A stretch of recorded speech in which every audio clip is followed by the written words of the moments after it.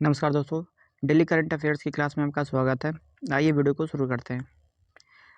आज का विषय है हिनले पासपोर्ट इंडेक्स 2024।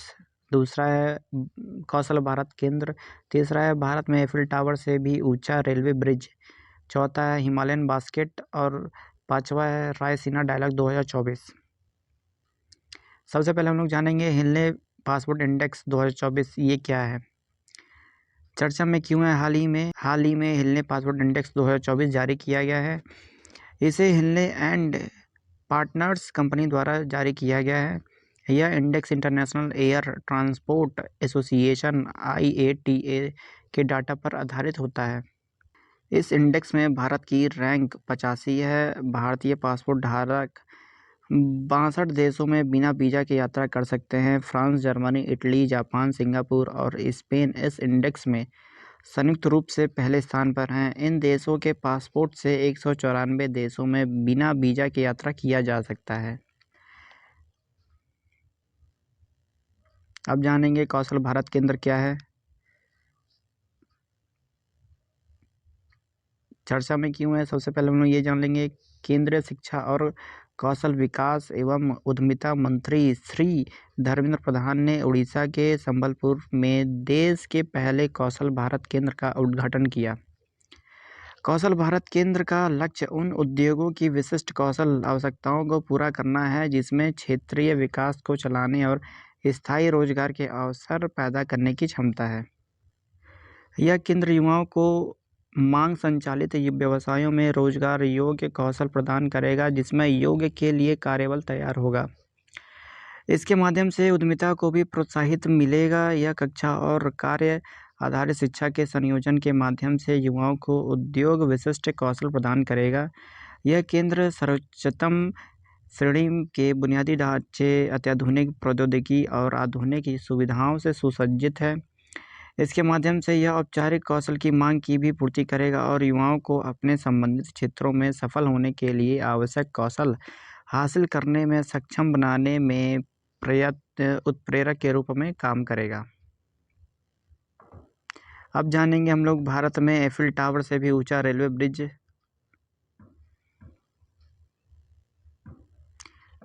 चर्चा में क्यों है ये हम लोग जान लेते हैं। 20 फरवरी 2024 को प्रधानमंत्री नरेंद्र मोदी ने जम्मू में दुनिया के सबसे ऊंची सिंगल आर्क रेलवे पुल चिनाब ब्रिज का उद्घाटन किया। यह पुल पेरिस के एफिल टावर से ऊंचा 35 मीटर होगा। इसे चिनाब नदी के ऊपर बनाया गया है। यह नदी के तल से 359 मीटर की ऊंचाई पर बना है। इसकी कुल लंबाई 1315 मीटर है। इस पुल का इस्तेमाल 120 वर्षों तक किया जा सकेगा। यह रिएक्टर स्केल पर 8 की तीव्रता वाले भूकंप को भी आसानी से झेल सकता है। यह पुल जम्मू और कश्मीर के रियासी जिले में बक्कल और कौरी के बीच बनाया गया है।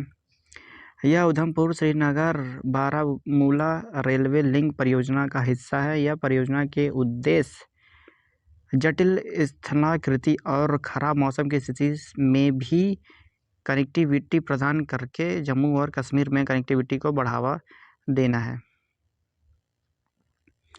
अब आ गया हिमालयन बास्केट। हिमालयन बास्केट क्या है? सबसे पहले हम लोग इसमें जान लेते हैं। उत्तराखंड के मुख्यमंत्री पुष्कर सिंह धामी ने हिमालयन बास्केट का औपचारिक रूप से शुभारंभ किया है।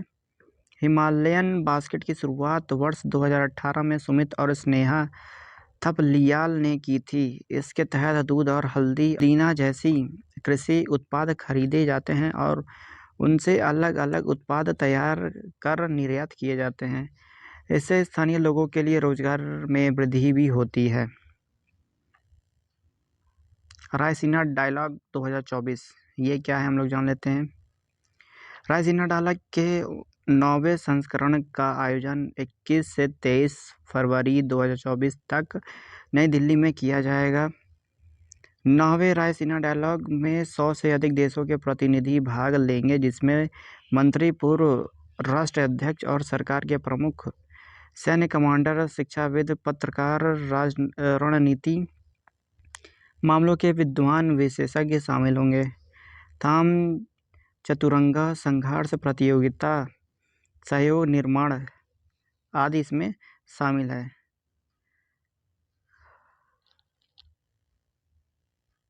रायसीना इसकी शुरुआत 2016 में हुई थी। इसका आयोजन विदेश मंत्रालय और ऑब्जर्व रिसर्च फाउंडेशन द्वारा संयुक्त रूप से किया जाता है। भारतीय विदेश मंत्रालय का मुख्यालय रायसीना पहाड़ी नई दिल्ली में स्थित होने के कारण इसे रायसीना डायलॉग कहा जाता है।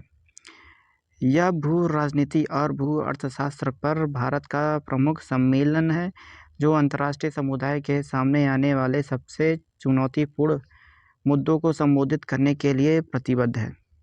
आज के लिए इतना ही। मिलते हैं आपको करंट अफेयर्स की अगली वीडियो में। धन्यवाद।